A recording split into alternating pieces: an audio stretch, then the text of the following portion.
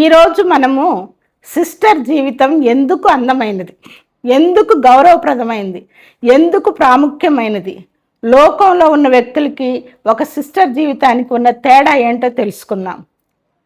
పిత పుత్ర పవిత్రాత్మ నామమున ఆమెన్. సిస్టర్ జీవితం అనేది ఒక ప్రత్యేకమైన పిలుపు.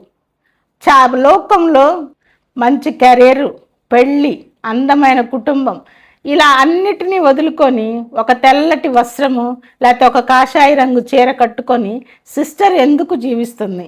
మనం చూడని సంతోషం ఆ సిస్టర్లో ఉన్నది ఏంటి, ఆ సిస్టర్లో ఉన్న ఆనందానికి కారణం ఏంటి అనేది ఇప్పుడు తెలుసుకుందాం. సిస్టర్ జీవితం అంటే ఏదో కోల్పోవటం కాదండి, అన్నిటికంటే గొప్పదైన దేవుని ప్రేమను ఆస్వాదించటం, దేవుని ప్రేమను పొందుకోవటం సిస్టర్ జీవితం. చాలామంది ఆ సిస్టర్లు అన్నీ కోల్పోయి ఏమీ లేని వాళ్ళుగా జీవిస్తున్నారు అనుకుంటారు. కాదండి, పెళ్లి చేసుకోవడం వల్ల అన్నీ వస్తాయని కాదు, కుటుంబం వల్ల అంతా జరుగుతుందని కాదు, ఇలాంటి జీవితం వల్ల కూడా మనం అనంతమైన ప్రేమను పొందగలమని నేర్చుకోవాలి. ఒక వ్యక్తి తన కుటుంబాన్ని మాత్రమే ప్రేమిస్తాడు, కానీ ఒక సిస్టరు ప్రేమనే ప్రేమిస్తుంది. అంటే దేవుడు, ప్రేమామయుడైన దేవుడినే ప్రేమిస్తుంది. అందుకనే సిస్టర్ జీవితం గొప్ప. లోకానికి సిస్టర్ జీవితానికి 3 ముఖ్యమైన తేడాలను మనం ఇప్పుడు గమనిద్దాం. మొదటిది, ఆస్తులు వర్సెస్ పేదరికం, అంటే పొజిషన్ వర్సెస్ పావర్టీ. ఈ లోకంలో ఎంత సంపాదించినా ఇంకా సంపాదించాలనుకొని ఉంటారు. ఎంత సంపాదింతే అంత గొప్ప అనుకుంటారు. కానీ ఒక సిస్టరు ఎంత వదులుకున్నానని దాన్ని బట్టి గర్విస్తుంది, నేను ఎంత త్యాగం చేశానని బట్టి గర్విస్తుంది. ఏమి లేని తనములోనే తన ఉన్నత స్థితి ఆధారపడి ఉంటుంది. ఏమి లేని తనంతో ఉంటుందో అంత ఉన్నతంగా జీవించే శక్తి దేవుడు 100 సిస్టర్ గారికి అనుగ్రహిస్తారు. అధికారం వర్సెస్ విధేయత.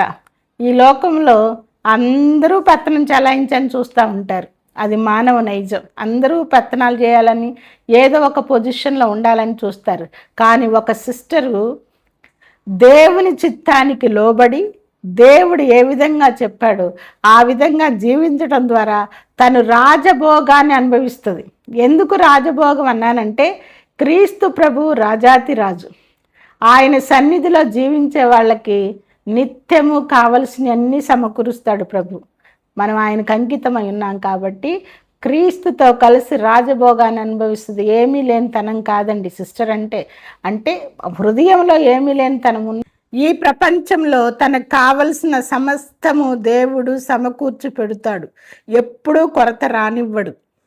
పరిమిత ప్రేమ వర్సెస్ విశ్వ ప్రేమ. పరిమితి ప్రేమ. ఈ లోకంలో ప్రతి ఒక్కళ్ళు తన కుటుంబాన్ని ప్రేమిస్తారు, లేకపోతే ఇంకొంచెం ఫ్రెండ్స్ ప్రేమిస్తారు. కానీ ఒక సిస్టరు ఈ ప్రపంచాన్ని అంతటినీ ప్రేమిస్తుంది. ఈ ప్రపంచం అంతా దేవుని కుటుంబమే. ఒకరోజు ఈ ఊర్లో ఉంటారు, ఇంకొక రోజు ఇంకొక ఊర్లో ఉంటారు, ఇంకొక రోజు ఒక 6 సంవత్సరాలు ఒక ఊర్లో ఉంటారు, ఇంకో 10 సంవత్సరాలు ఇంకొక ఊర్లో ఉంటారు, 1 సంవత్సరం ఇక్కడ ఉంటారు. ఎక్కడికి పోతే అక్కడే, ఎక్కడ పోతే అక్కడ తన కుటుంబము, ఎక్కడ పోతే అక్కడ నిస్వార్థమైన సేవ చేస్తూ ఉంటారు, ఎక్కడ పోతే అక్కడ వాళ్ళని ఆదరిస్తూ ఉంటారు. ఆమెకు ప్రతి వారు తన కుటుంబమే, ప్రతి అనాథ బిడ్డ తన బిడ్డే, ప్రతి రోగి తన బంధువే. అవసరంలో ఉన్న ప్రతి ఒక్కరూ తనకు చేరువలో ఉండాలని చూస్తూ ఉంటారు. అంటే ఆమె ఏమంటారు, ప్రపంచం అంతా తన కుటుంబమే, తను విశ్వ కుటుంబానికి చెందినది. సిస్టర్ జీవితం ఇంకా ఎందుకు అందమైందంటే, ప్రతి ఒక్కరూ ఉదయం లగంగులోనే హడావుడి, ఎవరి పనిలో వాళ్ళు హడావుడిగా లేచి చేస్తూ ఉంటారు. కానీ ప్రతి ఉదయం ప్రతిరోజు సిస్టర్ తన జీవితాన్ని దేవునితో ప్రారంభిస్తుంది. Early morning she prays to God. పొద్దున లెగుస్తారు, దేవుని సన్నిధిలో కొంచెం జపిస్తారు, ఆ తర్వాత దివ్య పూజాబల్లో పాల్గొంటారు, ఆ తర్వాత మార్నింగ్ ప్రేయర్స్ చెప్తారు. ఈ విధంగా ప్రతిరోజు తన రోజుని సిస్టరు దేవునితో ప్రారంభిస్తుంది. అందుకనే సిస్టర్ జీవితంలో చాలా ప్రశాంతత ఉంటుంది, స్వార్థం లేని సేవ చేస్తూ ఉంటుంది. ప్రతి ఒక్కళ్ళు నా కుటుంబం నేను అని జీవిస్తూ ఉంటారు. కానీ ప్రతిఫలం కోరుకోకుండా అవసరమైన వారికి ఖచ్చితంగా సిస్టర్ గారు నిస్వార్థ సేవలు అందిస్తూ ఉంటారు. ఈ విషయంలో మనం ఒకసారి మదర్ తెరేసాని గుర్తు చేసుకుందాం. మదర్ తెరేసా గారు ఎంత సేవ అండి, ఎంత సేవ! తను ఒక సిస్టర్ కాబట్టి అంత సేవ చేయగలిగింది. తనకు ఒక కుటుంబం ఉండి కొన్ని పరిమితుల మధ్య తను జీవించింది అనుకో, అలాంటి సేవ చేసేదే కాదు. మదర్ తెరేసా లాంటి చాలామంది సిస్టర్స్ అలాంటి సేవలు చేస్తూ ఉంటారు. కాకపోతే కొంతమంది గుర్తింపు వస్తుంది, కొంతమంది గుర్తింపు రాదు.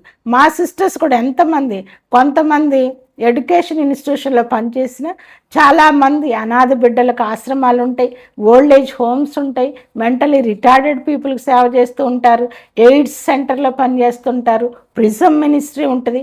ఇలా రకరకాలుగా అనేక రకాలుగా నిస్వార్థ సేవలు చేస్తూ ఉంటారు. అందుకని ఆమె జీవితంలో సాటిస్ఫాక్షన్, సంతృప్తి అనేది ఉంటుందన్నమాట. నిశ్శబ్దంలో సంగీతం.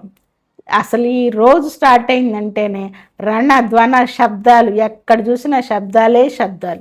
కానీ సిస్టరు తన మఠవాస జీవితంలో ప్రశాంతమైన వాతావరణంలో దేవుని స్వరాన్ని వింటుంది. అందుకనే దేవుని స్వరాన్ని విని ఆ రోజంతా దేవుని చిత్త ప్రకారం జీవిస్తూ ఉంటుంది. అందుకనే సిస్టర్ జీవితం చాలా ప్రశాంతంగా, చాలా ఉన్నతంగా ఉంటుంది. ఇకపోతే సిస్టరు నిత్యం పెళ్లి కూతురే. బయటోళ్ళు ఆ పెళ్లి రోజు పెళ్లి కూతురేమో, కానీ సిస్టర్ జీవితంలో సిస్టర్ ఎప్పుడూ నిత్యం పెళ్లి కూతురే. ఆమె క్రీస్తుకు అంకితమైన బిడ్డ, క్రీస్తుకు అంకితమైన మధురమైన వధువు, క్రీస్తుకు అంకితమైన బ్రైడ్ ఆఫ్ క్రైస్ట్, మధురమైన వధువు అన్నమాట. ఆ ఆధ్యాత్మిక బంధంతో పెనవేసుకొని ఆమె నిరంతరం క్రీస్తులో ఉన్న ఆనందాన్ని అనుభవిస్తూ ఉంటుంది, నిరంతరం ఆనందాన్ని అనుభవిస్తూ ఉంటుంది. చాలామంది వీళ్ళకి పెళ్లి కాలేదు, వీళ్ళకి సంతోషం లేదు, అది ఇది అనుకుంటారు. క్రీస్తు బంధంతో పోల్చుకున్న ఆనందాన్ని మనం ఎక్కడ దొరకదు మనకి, అంతే, ఇంకెక్కడ దొరకదు. అందుకనే సిస్టర్ కొంతమంది అంత ఆనందంగా ఉంటారు. నేను మొన్న ఒకసారి 10th క్లాస్ ఇన్విజిలేషన్కి వెళ్ళా. నా పక్కన మేడం అడిగింది, సిస్టర్స్ ఇట్ ఉండరే సిస్టర్, మీరేం ఇంత యాక్టివ్గా ఆనందంగా సంతోషంగా ఉన్నారంటే, సిస్టర్ జీవితం ఇదేనమ్మా, సిస్టర్ జీవితంలో ఎక్కువ ఆనందం సంతోషం ఉంటుంది, మీకులాగా మాకు టెన్షన్స్ ఉండవు, మేము ఖచ్చితంగా దేవునిలో మా డేని దేవునిలో స్టార్ట్ చేస్తాం కాబట్టి ప్రశాంతంగా ఉంటాం, ఆనందంగా ఉంటాం, సంతోషంగా ఉంటామని చెప్పడం జరిగింది. ఈ విధంగా సిస్టర్ అవ్వడం అంటే లోకాన్ని అసహించుకోవడం కాదండి, దేవుని కళ్ళతో లోకాన్ని ప్రేమించటం. కొంతమంది వీళ్ళు జనాలకు దూరంగా ఉంటారు, ఈ లోకాన్ని అసహించుకుంటారు. కాదండి, దేవుని కళ్ళతో లోకాన్ని ప్రేమించటం. ఒక సిస్టర్ ప్రార్థన వెనుక, ఒక సిస్టర్ నవ్వు వెనుక అనేక ప్రార్థనలు ఉంటాయి. మీరు ఎప్పుడైనా సిస్టర్ని గమనించండి, ప్రతి ఒక్కరి కోసం ప్రార్థిస్తూ ఉంటుంది. ఆమె నవ్వు వెనుక అనేక ప్రార్థనలు ఉంటాయి. ఆమె త్యాగం వెనుక, సిస్టర్ జీవితం త్యాగం. మీరే చెప్తున్నారు కదా, పెళ్ళి లేదు, కెరియర్ లేదు, కుటుంబం లేదు, ఇవన్నీ త్యాగం చేస్తే ఈ త్యాగాలన్నీ కొన్ని కోట్ల ఆశీర్వాదాలకు దారితీస్తాయి, కొన్ని వేల కోట్ల ఆశీర్వాదాలు. సిస్టర్ త్యాగం వెనుక కొన్ని కోట్ల వేల ఆశీర్వాదాలు ఉంటాయి. అందుకనే సిస్టరు సమాజానికి ఒక అమూల్యమైన గిఫ్ట్. సిస్టర్స్ ఉన్న ఊరు చూడండి, ఖచ్చితంగా అన్ని రకాలుగా విశ్వాసంలో, విద్యలో, వైద్యంలో ఆ గ్రామాలు అభివృద్ధి చెందుతూ ఉంటాయి. ఇంతకుముందు క్యాథలిక్ కుటుంబాలన్నిటి ఎందుకు అభివృద్ధి చెందాయంటే కేవలం ఆ ప్రాంతంలో సిస్టర్స్ ఉండడం వల్ల. ఆ ప్రాంతంలో సిస్టర్ వాళ్ళకి విశ్వాసాన్ని, వాళ్ళకి విద్యను, వైద్యాన్ని అందించడం వల్ల వాళ్ళు సమాజానికి అనేక రకాలుగా మేలు చేస్తూ ఉంటారు. అందుకనే సిస్టర్ త్యాగం వెనుక వేల కోట్ల ఆశీర్వాదాలు ఉంటాయి. అందుకనే మఠవాస జీవితంలో ఉన్న ప్రతి సిస్టర్ కోసం ప్రార్థించవలసిన బాధ్యత మనందరిది. మన గ్రామంలో సిస్టర్స్ ఉంటున్నారు అంటే వాళ్ళందరి కోసం తప్పకుండా మనం ప్రార్థించాలి. వారి త్యాగం వెనుక ఉన్న ఆశీర్వాదం మనం పొందాలంటే వారి కోసం ప్రార్థించాలి. వారి నవ్వును మనం ఆస్వాదించాలంటే వారు ఏ శోధనలో చిక్కుకోకుండా శోధనలు జయించి ప్రశాంతంగా జీవించేటట్లు మనం వాళ్ళ కోసం ప్రార్థించాలి. అంకితమైన బిడ్డగా జీవించడానికి ఏ తంత్ర శోధన వాళ్ళని ఆటంకపరచకుండా అభిషక్తులుగా జీవించడానికి కావలసిన శక్తిని పొందాలంటే మనం సిస్టర్స్ కోసం ప్రార్థించాలి. అందుకనే సిస్టర్ జీవితం చాలా పవిత్రమైనది, ఘనమైనది, ఆశీర్వాదమైనది, ప్రాముఖ్యమైనది, అందమైనది. అందుకని మీ కుటుంబంలో ఖచ్చితంగా ఆ కుటుంబంలో ఒక సన్యాసి, ఒక కన్యాశ్రీ ఉందంటే, ఒక సిస్టర్ గారు ఉందంటే ఆ కుటుంబం ఖచ్చితంగా ఆశీర్వదించబడుతుంది. ఖచ్చితంగా ఆశీర్వదించబడుతుంది. అందుకని మీ కుటుంబాల్లో బిడ్డలుంటే దైవ పిలుపుల కోసం ప్రోత్సహించండి, సిస్టర్స్గా చేయండి, కుటుంబాల ఆశీర్వాదాన్ని పొందండి.